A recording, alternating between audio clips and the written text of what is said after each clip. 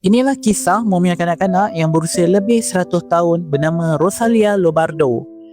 Rosalia dilahirkan di Palermo, Itali pada tahun 1920. Dan ketika umurnya memasuki 2 tahun, dia telah meninggal dunia akibat penyakit pneumonia.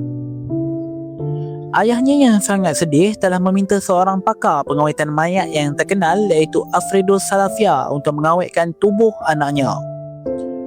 Salafia telah menggunakan formula khas bahan kimia untuk mengawet mayat Rosalia. Hasilnya sangat luar biasa dan membuatkan ramai orang terkejut kerana wajahnya kelihatan seolah-olah sedang tidur walaupun sudah meninggal dunia lebih pada 100 tahun. Kerana itu, Rosalia sering digelar Sleeping Beauty of Palermo.